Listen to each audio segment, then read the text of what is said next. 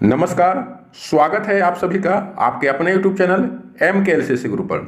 तो अगर आप इस बार मैट्रिक बोर्ड परीक्षा की तैयारी कर रहे हैं तो आपके लिए प्रतिदिन शाम 7 बजे सभी सब्जेक्ट से महत्वपूर्ण VBI chapter wise objective question का सेट डिस्कशन के साथ लाइव क्लास के रूप में दिया जा रहा है। इसलिए अगर आप चाहते हैं कि मैट्रिक की परीक्षा में सभी सब्जेक्ट के ऑब्जेक्टिव प्रश्न में एक भी प्रश्न का उत्तर गलत ना हो तो डेली लाइव क्लास शाम 7 बजे ज्वाइन करें। ज्वाइन करने के लिए वीडियो के नीचे लाल बटन दबाकर चैनल को सब्सक्राइब कर लें और बगल में जो घंटी है उसे बजा दें ताकि आप तक लाइव क्लास की नोटिफिकेशन पहुंच सके। तो चलिए आज का क्लास शुरू करते हैं और आज हम लोग हिंदी से देख रहे हैं। हिंदी का पार्ट 4 है, ध्यान देंगे दोस्तों। हिंदी का पार्ट 4 ध्यान देंगे। हिंदी में 2 बुक है, एक वर्णिका है, एक गोधली।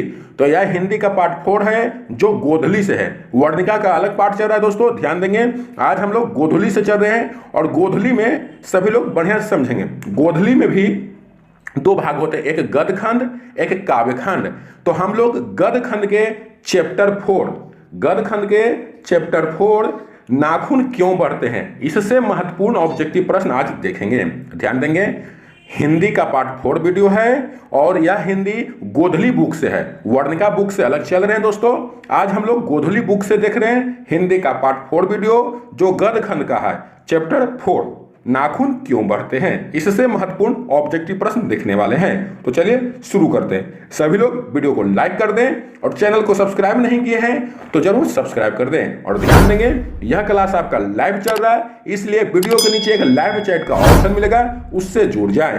हमारे बताने से पहले किसी भी प्रश्न का उत्तर आपको मालूम हो उसमें जरूर दें। इस तरह से आपका एक ऑनलाइन टेस्ट हो जाएगा और अंत में हमें जरूर बताएं कि यह क्लास आपको कैसा लगा और कितने प्रश्न का उत्तर आप लोगों को सही हुआ। तो चलिए देखते हैं आज का क्वेश्चन 1 कहता है नाखून क्यों बढ़ते हैं के निबंधकार कौन है। पहले ही पिछले क्लास में बता दिया दोस्तों, किसी भी शीर्षक चैप्टर के जो उसके निबंधकार, कहानीकार, लेखक जो भी है उनके नाम जरूर याद रखें कि इस चैप्टर के कहानीकार कौन है, निबंधकार कौन है, लेखक कौन है। उसके बाद दोस्तों उनका जन्म कब हुआ, मृत्यु कब हुआ, वह कहां के रहने वाले हैं। ये 4 क्वेश्चन सभी चैप्टर से महत्वपूर्ण है। इससे आप हर हालत में याद कर ले और एग्जाम में पूछता भी है, इसलिए 4 क्वेश्चन आप दिमाग में एकदम बैठा लें।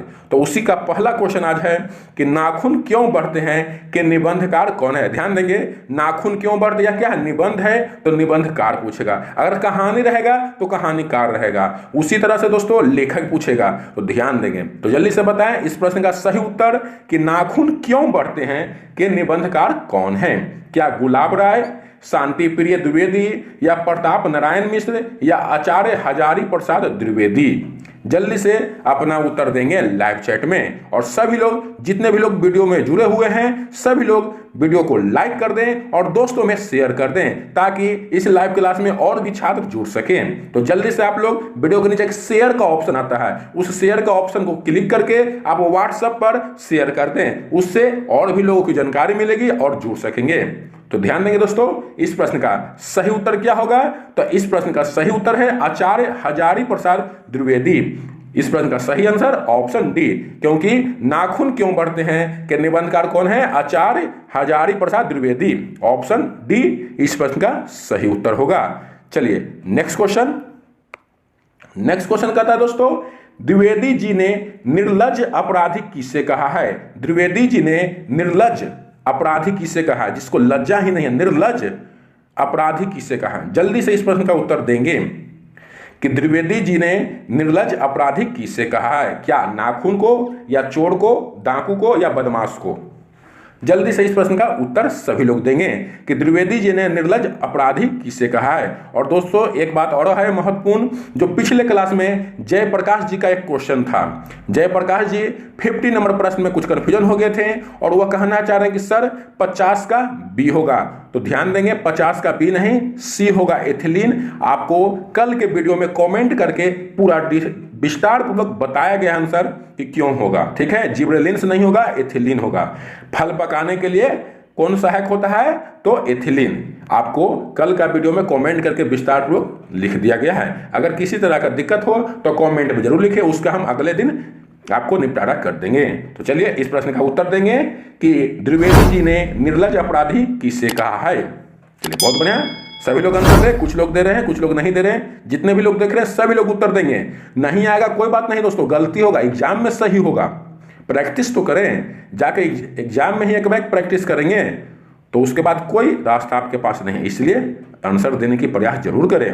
तो चलिए बहुत बढ़िया, कुछ लोगों का उत्तर सही भी है। तो याद रखेंगे द्विवेदी जी ने निर्लज अपराधी किसे कहा है, तो नाखून को। ध्यान देंगे नाखून को, क्योंकि निर्लज मतलब उसका लाज ही नहीं, बार बार कह रहे हैं फिर वही काम कर रहा है। जैसे हम लोग दोस्तों नाखून को काटते हैं फिर बढ़ जाता है, फिर काटते हैं फिर बढ़ जाता है, फिर काटते हैं फिर बढ़ जाता है, वो रुकता नहीं है। मतलब आप किसी को डांट रहे हैं कि यह काम नहीं करो, फिर कर रहा, फिर डांटे फिर कर रहा, फिर डांटे फिर कर रहा, मतलब क्या निर्लज है, उसमें कोई लज्जा ही नहीं है।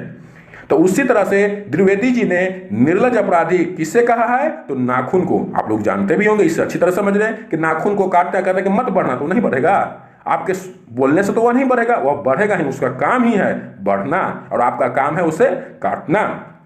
तो इसलिए द्विवेदी जी ने निर्लज अपराधी किससे कहा है, तो नाखून को। बहुत ही मजेदार कहानी था दोस्तों। चलिए नेक्स्ट क्वेश्चन। नेक्स्ट क्वेश्चन कहता है काम सूत्र किसकी रचना है। जल्दी से इस प्रश्न का उत्तर देंगे कि काम सूत्र किसकी रचना है।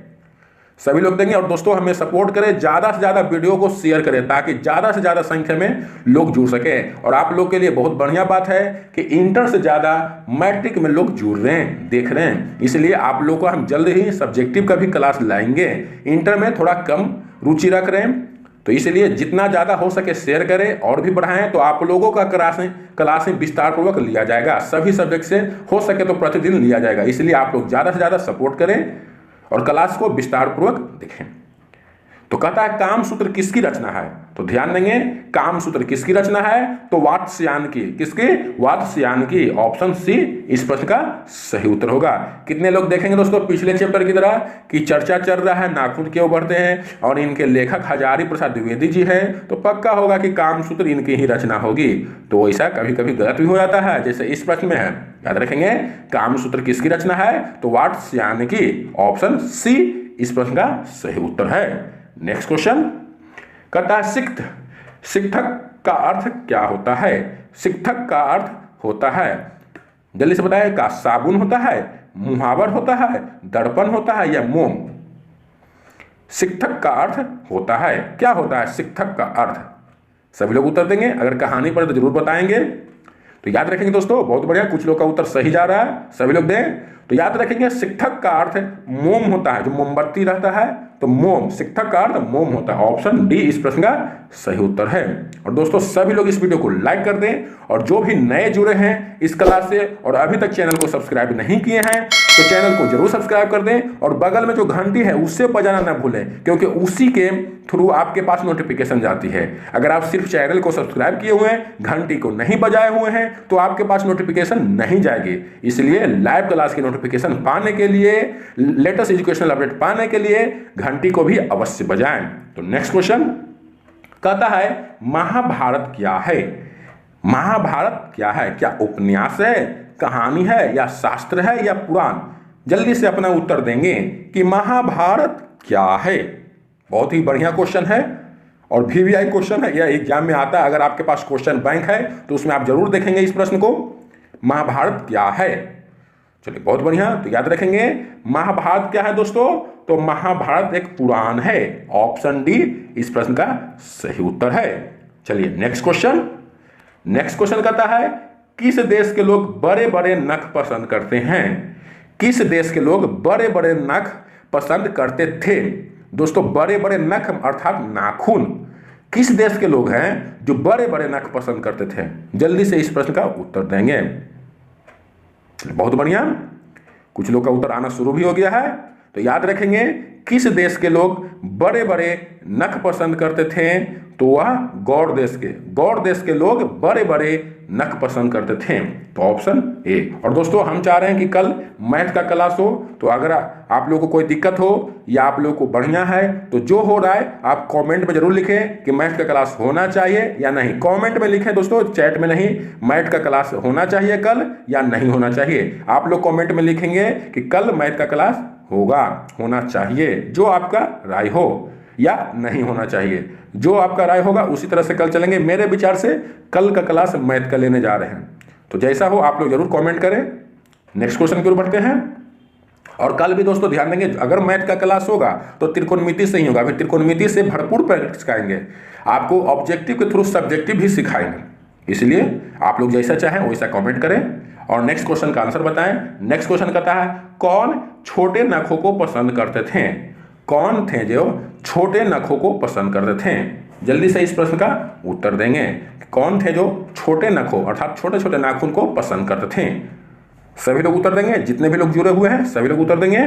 चलिए बहुत बढ़िया। तो याद रखेंगे दोस्तों, कौन छोटे छोटे नखों को पसंद करते थे? तो दाक्षिणात्य। याद रखेंगे, दाक्षिणात्य छोटे छोटे नखों को पसंद करते थे, ऑप्शन ए। नेक्स्ट क्वेश्चन की ओर चलते हैं।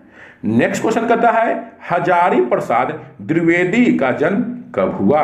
देखिए दोस्तों, आ गया प्रश्न। उनके लेखक, उनके कहानीकार, उनके निबंधकार जो भी रहते हैं, उनके नाम, उनके घर, कहाँ के रहने वाले, उनकी जन्म और मृत्यु, ये सभी प्रश्न जरूर आते हैं। तो जल्दी से इस प्रश्न का उत्तर देंगे कि हजारी प्रसाद द्विवेदी का जन्म कब हुआ? क्या 1905 ईस्वी में, 1907 ईस्वी में, 1909 ईस्वी में या 1911 ईस्वी में? सभी लोग उत्तर देंगे। चलिए बहुत बढ़िया। कुछ लोग नहीं देते हैं, क्यों नहीं देते हैं? गलती होने से डरते हैं। दे आंसर, प्रैक्टिस करें, कोई बात नहीं। आप लोग के बीच में ही आंसर है, कोई बात नहीं, प्रैक्टिस करें दोस्तों, आंसर देने का प्रयास करें। मान के चले कि आपका यह क्वेश्चन बोर्ड एग्जाम में आया और आप बोर्ड एग्जाम में बैठे हुए हैं, तो इसका उत्तर क्या देंगे? इसलिए प्रैक्टिस करें, जरूर उत्तर दें। तो ध्यान देंगे, हजारी प्रसाद द्विवेदी का जन्म कब हुआ था? तो हजारी प्रसाद द्विवेदी जी का जन्म 1907 ईस्वी में हुआ था, ऑप्शन ए इस प्रश्न का सही उत्तर है। नेक्स्ट क्वेश्चन की ओर चलते हैं। नेक्स्ट क्वेश्चन कहता है, हजारी प्रसाद द्विवेदी का जन्म कहाँ हुआ? देखिए दोस्तों, यह भी प्रश्न आ गया कि वह कहाँ के रहने वाले थे। हजारी प्रसाद द्विवेदी का जन्म कहाँ हुआ? सभी लोग उत्तर देंगे, जितने भी लोग जुड़े हुए सभी लोग उत्तर देंगे और सभी लोग वीडियो को लाइक कर देंगे। तो हजारी प्रसाद द्विवेदी का जन्म कहाँ हुआ? तो याद रखेंगे, हजारी प्रसाद द्विवेदी का जन्म बलिया, उत्तर प्रदेश में। बलिया कहाँ है दोस्तों? उत्तर प्रदेश में, यूपी में। तो हजारी प्रसाद द्विवेदी का जन्म बलिया, यूपी में हुआ। यूपी को इस तरह से लिखते हैं, उत्तर प्रदेश। तो इस प्रश्न का सही उत्तर है ऑप्शन सी। नेक्स्ट क्वेश्चन की ओर चलते हैं। नेक्स्ट क्वेश्चन कहता है, कौन मनुष्य का आदर्श नहीं बन सकती? कौन मनुष्य का आदर्श नहीं बन सकती? क्या शेर, बंदरियां, भालू या हाथी? कौन है जो मनुष्य का आदर्श नहीं बन सकती? सभी लोग उत्तर दें और ध्यान देंगे, आज हम लोग हिंदी का पार्ट 4 देख रहे हैं जो गोधली पुस्तक से है। और गोधली के गद्य खंड एक काव्य खंड है दोस्तों, उसमें भी चैप्टर 1, चैप्टर 2, चैप्टर 3 इसी तरह से है। हम लोग अभी गद्य खंड के चैप्टर 4 और हिंदी का पार्ट 4 देख रहे हैं, नाखून क्यों बढ़ते हैं, इससे महत्वपूर्ण प्रश्न। इसका एक पार्ट और लाएंगे अगले दिन। अभी हम लोग पार्ट 1 इसका देख रहे हैं, पार्ट 2 भी देखेंगे, तब इस चैप्टर का पूरा ऑब्जेक्टिव कवर हो जाएगा। इस चैप्टर का 2 वीडियो आएगा, पार्ट 1, पार्ट 2। आज पार्ट 1 है। तो जल्दी से बताएं, कौन मनुष्य का आदर्श नहीं बन सकती? तो बहुत बढ़िया। तो याद रखेंगे, कौन मनुष्य का आदर्श नहीं बन सकती? तो बंदरियां, ऑप्शन बी। नेक्स्ट क्वेश्चन कहता है, देवताओं का राजा से किन्हें संबोधित किया जाता है? देवताओं के राजा, सुन सकते हैं, देवताओं का राजा से किन्हें संबोधित किया जाता है? महादेव को, विष्णु को या इंद्र को या ब्रह्मा को? जल्दी से इस प्रश्न का उत्तर देंगे कि महादेव को या विष्णु को, इंद्र को या ब्रह्मा को देवताओं का राजा से संबोधित किया जाता है। तो याद रखेंगे दोस्तों, किसे संबोधित किया जाता है देवताओं के राजा से? तो इंद्र को। इंद्र को देवताओं का राजा से संबोधित किया जाता है। इस प्रश्न का सही उत्तर है ऑप्शन सी। आप लोग कमेंट में जरूर लिखें अंत में कि आप लोग का कितने प्रश्न का उत्तर सही हुआ और कैसा यह क्लास लगा, जरूर लिखें। तो नेक्स्ट क्वेश्चन कहता है, कुछ लोग लाइव चैट में ही लिख देते हैं कैसा लग रहा है, आप लोग कमेंट में जरूर लिखें ताकि उस कमेंट को देखकर भी लोग देख सके कि हाँ क्लास कैसा था, ताकि जो नए लोग हैं वो जुड़ सके या नहीं जुड़ सके। अगर क्लास नहीं बढ़िया रहेगा तो नहीं लिखेंगे, वो वीडियो को देखेंगे ही नहीं, क्योंकि क्लास बढ़िया है ही नहीं तो क्यों देखेंगे। अगर क्लास बढ़िया है तो कमेंट में जरूर लिखें, इससे नए लोग जो जुड़ेंगे वो कमेंट को पढ़कर अपना निर्णय ले सकते हैं कि क्या यह वीडियो को देखना चाहिए या नहीं देखना चाहिए। इसलिए कमेंट में लिखें जैसा आपको राय हो इस क्लास के बारे में। तो नख किसका प्रतीक है, जो नाखून है वह किसका प्रतीक है? सभी लोग उत्तर देंगे। क्या नख मानवता का प्रतीक है, या पशुता का, या मानवता एवं पशुता दोनों का, या इनमें से कोई नहीं, नन ऑफ दीज? किसका प्रतीक नख है? सभी लोग उत्तर देंगे। गलत होगा कोई बात नहीं दोस्तों, प्रैक्टिस तो करें, प्रयास करने वाले ही सफल होते हैं, प्रयास करें। और कुछ लोग कहते हैं कि सर क्वेश्चन आते ही आंसर देते हैं। दोस्तों हमें खुशी मिलती है, हम अंदर से बहुत खुश होते हैं कि आप लोग इतना दम स्पीड में चल रहे हैं, आप लोग दम क्या कहते हैं, चार्जेबल हैं। क्वेश्चन आते हैं के साथ आप लोग आंसर देते हैं, हम लोग आपसे खुश होते हैं। अगर आप आगे बढ़ रहे हैं तो हम खुश होते हैं, इसलिए इसी तरह से उत्तर दें। कोई बात नहीं, क्वेश्चन आ रहा है आप उत्तर दें, जब उत्तर आ रहा है तो जरूर दें। हम थोड़ा सा इसके बारे में बोलते हैं दोस्तों कि जिन्हें नहीं आ रहा वो समझ सके, अपना उत्तर दे सके। अगर जिन्हें आता है वो जरूर उत्तर देंगे, कोई बात नहीं, हमें खुशी होती है कि जल्द से जल्द उत्तर दे रहे हैं, आप एकदम चार्जेबल हैं। इसी तरह से अपडेट रहें, हर एक क्वेश्चन का उत्तर आप लोग अपडेट, मगर जल्दी देने के फ्राम में गलती उत्तर नहीं दें, सही सही उत्तर दें दोस्तों। ये न कि क्वेश्चन आते के साथ आप उत्तर दे दिए और गलत हो जाए। जल्दी देना है तो सही उत्तर देंगे। चलिए बहुत बढ़िया, बेस्ट ऑफ लक, इसी तरह से लगे रहें। तो जल्दी से बताएं नख किसका प्रतीक है? तो ध्यान देंगे, नख किसका प्रतीक है? तो पशुता का। किसका प्रतीक है? पशुता का, जानवरों का प्रतीक नख है। अब बड़ा बड़ा नाखून रखे हुए देखते हैं, कुछ महिलाओं लोग, स्त्रियों लोग कुछ बड़ा बड़ा नाखून रखते हैं, तो यह मानवता का प्रतीक नहीं है। इसलिए अपना भाव स्वभाव को बदलें। अगर आप बड़ा बड़ा नाखून रखते हैं तो यह मानवता का प्रतीक नहीं, यह किसका प्रतीक है? पशुता का। पशु लोग की इसकी जरूरत है, क्योंकि अगर उस पर कोई हमला करेगा तो वह नाखून से ही झपटते हैं। आपको जब हमला करेगा आप क्या नाखून से झपटेंगे? इसलिए अपना स्वभाव को बदलें और नाखून को छोटा छोटा रखें, बड़ा न रखें, क्योंकि नख किसका प्रतीक है? पशुता का। अगर आप पशुता वाला भाव रखते हैं तो रख सकते हैं बड़ा बड़ा नाखून। चलिए नेक्स्ट क्वेश्चन दोस्तों, पृथ्वीराज रासो किनका संपादन है? पृथ्वीराज रासो किनका संपादन है, किनकी लिखी हुई है? पृथ्वीराज रासो। और ध्यान देंगे दोस्तों, आप लोग इस जीवन के प्रथम कड़ी पर हैं, इसे मजाक न समझें।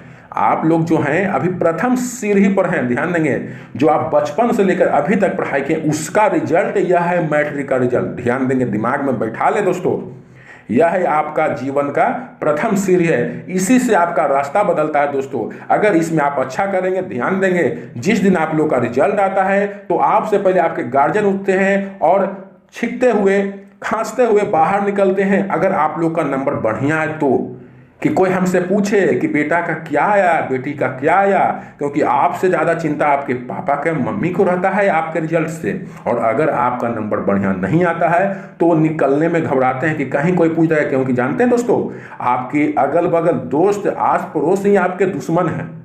ध्यान देंगे, आपके अगल बगल दोस्त, आस पड़ोस ही आपके दुश्मन हैं। वो रिजल्ट के बाद ये सुनने के लिए पूछते हैं कि क्या बढ़िया नंबर नहीं आया, इसी पूछने के लिए वो ज़्यादा दिमाग में रहते हैं। और ध्यान देंगे, जो आपके दोस्त हैं अभी आप खूब उनके साथ खूब खा रहे हैं, पी रहे हैं, बतिया रहे हैं, और एग्जाम के बाद ऐसा हुआ दोस्तों, मेरे कोचिंग संस्थान में हर एक साल ऐसा ही होता है। अपना बहन में ऐसा हुआ है जो साथे रहकर पढ़ा है, और एग्जाम में अगर 1-2 नंबर किसी का आगे ज़्यादा है, किसी का 1 नंबर आगे है और किसी का 1 नंबर कम है दोस्तों, तो वो दोनों में कुछ दिन दुश्मनी का भाव हो जाता है। अगर दोनों का सेम है, आप दोनों दोस्त हैं और दोनों का बराबर है, तो दोनों से ज्यादा कोई खुश नहीं होगा। ध्यान देंगे, दोस्त ही आपका दोस्त है और दुश्मन भी है। अगर 2 दोस्त हैं ए और बी और दोनों का नंबर आ रहा है बढ़िया, दोनों का समान आ रहा है, तो आपसे खुश कोई नहीं होगा। मगर 2 दोस्त ए और बी में इसका ज्यादा नंबर है और इसका कम, तो उसका स्वभाव देखिएगा, आपका जिगरी दोस्त है मगर स्वभाव देखिएगा वह क्या कैसा स्वभाव करेगा। खुद अपना भाई भाई, अपना बहन बहन में स्वभाव देखिएगा। इसलिए आप लोग दोस्त यारों कम कर पढ़ाई पर ज्यादा ध्यान देंगे, क्योंकि आप लोग का यह पहला सीढ़ी है, मैट्रिक का यह पहला सीढ़ी है, इसी से आपके जीवन का रास्ता बदलेगा। अगर आप बढ़िया मार्क्स लाएंगे तो मैट्रिक के बाद अगर पापा जी से मांगेंगे कि हमको किताब लेना है 100 रुपया दीजिए, तो वो 150 रुपया देंगे कि लो बाबू 50 रुपया और आएंगे काम देगा, मगर आपका मार्क्स अच्छा नहीं आएगा तो आप कॉपी किताब के लिए 100 रुपया मांगे तो 50 रुपया ही देंगे, कहेंगे कि इसी से काम चलाओ, देख लिए तुम क्या कर रहा है।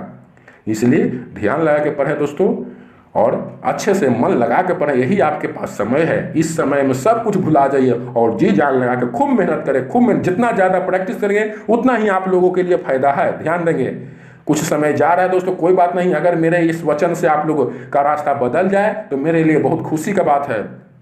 इसलिए आप लोग जी जान लगा दीजिए, जितना हो सके जितना प्रैक्टिस कीजिए, एग्जाम में इसी का रंग आएगा।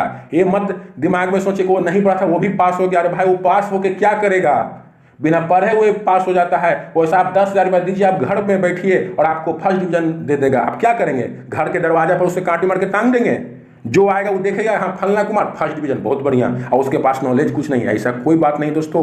इसलिए मन लगा के पढ़े, जी जान लगा दें, जितना हो सके उतना प्रैक्टिस करें। तो चलिए, बहुत ज़्यादा बोल दिए दोस्तों, बुरा मत मानिएगा। अगर कोई दिक्कत हो तो जरूर कमेंट करें, अगली बार से हम ऐसा बात नहीं बोलेंगे। इसलिए आप लोग मन लगा के पढ़ें दोस्तों, बार बार बोलें मन लगा के पढ़ें। तो इस प्रश्न का उत्तर देंगे, पृथ्वीराज रासो किनका संपादन है। सभी लोग उत्तर दें, पृथ्वीराज रासो किनका संपादन है। चलिए, कुछ लोग का आंसर आ गया था, हम इतना वचन बोलने लगे, अपना वाणी को बोलने लगे, कोई बात नहीं। अगर एक भी बच्चा अगर इससे मोटिवेट हुए हैं, प्रेरणा लिए हैं, कुछ सीखे हैं, तो हमके लिए बहुत खुशी की बात है। तो याद रखेंगे, पृथ्वीराज रासो किनकी संपादन है, किनका संपादन है, तो हजारी प्रसाद द्विवेदी जी का। याद रखेंगे, हजारी प्रसाद द्विवेदी जी का संपादन है। नेक्स्ट क्वेश्चन की ओर बढ़ते हैं। नेक्स्ट क्वेश्चन कहता है, काशी हिंदू विश्वविद्यालय, काशी हिंदू विश्वविद्यालय से हजारी प्रसाद द्विवेदी को कौन सी उपाधि दी गई। ध्यान देंगे, काशी हिंदू विश्वविद्यालय BHU जो बनारस में है, जिसे BHU भी कहते हैं, बनारस हिंदू यूनिवर्सिटी। तो इस यूनिवर्सिटी से हजारी प्रसाद द्विवेदी को कौन सी उपाधि दी गई। क्या पद्म भूषण दिया गया था, अशोक चक्र या विजय चक्र या ज्योतिषाचार्य। जल्दी से इस प्रश्न का उत्तर देंगे कि काशी हिंदू विश्वविद्यालय से हजारी प्रसाद द्विवेदी को कौन सी उपाधि दी गई। चलिए, बहुत बढ़िया, याद रखेंगे, ज्योतिषाचार्य। कौन सी उपाधि दी गई थी, ज्योतिषाचार्य। आप लोगों के लिए दोस्तों प्रतिदिन शाम 7 बजे हाजिर रहते हैं, चाहे कुछ भी हो जाए 7 बजे हम हाजिर रहते हैं। आज मेरा तबीयत कुछ खराब है, कुछ बढ़िया नहीं लग रहा है, सिर दर्द कर रहा है, तभी भी आपके क्लास के लिए हम रेडी हैं कि नहीं, किसी भी हालत में लाइव क्लास हो जाना चाहिए। क्योंकि अगर एक दिन भी क्लास नहीं होती है तो आप लोग बिखर जाते हैं, जो रेगुलरिटी रहता है वह बिखर जाते हैं, क्या है, छोड़ो इस चैनल पर लाइव नहीं होती है, कभी होती है कभी नहीं होती। इस डर से हम प्रतिदिन लाइव क्लास के लिए आते हैं दोस्तों। अगर कभी ज़्यादा इमरजेंसी हो जाए और क्लास नहीं हो सके तो आप लोग कम्युनिटी में जरूर जाकर देखें, चैनल के कम्युनिटी एक ऑप्शन होगा, उसमें आपको नोटिफिकेशन मिल जाएंगे कि कितना देर से होगा। रिक्वेस्ट है, उसमें जरूर देखें। तो चलिए, इस प्रश्न का सही उत्तर था ज्योतिषाचार्य। नेक्स्ट क्वेश्चन की ओर बढ़ते हैं। आज कुछ ज़्यादा बोल दिए दोस्तों, अगर बुरा लगा हो तो उसके लिए माफ़ी चाहता हूँ। कहता है, हजारी प्रसाद द्विवेदी का पद्म भूषण की उपाधि से सम्मानित किया गया। हजारी प्रसाद द्विवेदी कब, हजारी प्रसाद द्विवेदी जी को कब पद्म भूषण की उपाधि से सम्मानित किया गया था। ध्यान देंगे दोस्तों, पिछले प्रश्न में ज्योतिषाचार्य, याद रखेंगे, ज्योतिषाचार्य से भी उपाधि दिया गया था और इन्हें पद्म भूषण, ध्यान देंगे, पद्म भूषण से भी सम्मानित किया गया था हजारी प्रसाद द्विवेदी जी को। तो कब पद्म भूषण की उपाधि से सम्मानित किया गया था, वह जो था ज्योतिषाचार्य, वो कहाँ से मिला था, तो बनारस हिंदू विश्वविद्यालय से। ध्यान देंगे, कंफ्यूजन नहीं हो, क्योंकि देख सकते हैं आप लोगों को दिमाग में कुछ चल रहा होगा कंफ्यूजन, इसमें भी पद्म भूषण है तो आप इसे भी मार सकते हैं, मगर यहाँ पर यह क्वेश्चन लगा दिया है काशी हिंदू विश्वविद्यालय से। जो रट्टू टोटा रहते हैं कि पद्म भूषण मिला था वो टिक मार के आ जाएंगे, उनका गलत हो जाएंगे। कह रहा है काशी हिंदू विश्वविद्यालय से, तो काशी हिंदू विश्वविद्यालय से हजारी प्रसाद द्विवेदी जी को ज्योतिषाचार्य की उपाधि दी गई थी, मगर यह भी उपाधि दी गई थी पद्म भूषण, वह वहां से नहीं दी गई थी। तो कब दी गई थी, कब इस उपाधि से सम्मानित किया गया था हजारी प्रसाद द्विवेदी जी का, सभी लोग उत्तर देंगे। चलिए, बहुत बढ़िया, तो याद रखेंगे 1957 ईस्वी। कुछ लोग उत्तर दिए, चलिए बहुत बढ़िया, प्रयास किए दोस्तों। 1957 ईस्वी में हजारी प्रसाद द्विवेदी जी को पद्म भूषण की उपाधि से सम्मानित किया गया था। चलिए, नेक्स्ट क्वेश्चन कहता है, अशोक के फूल की रचना है, किनकी रचना है, अशोक के फूल। सभी लोग उत्तर देंगे कि अशोक के फूल की रचना है।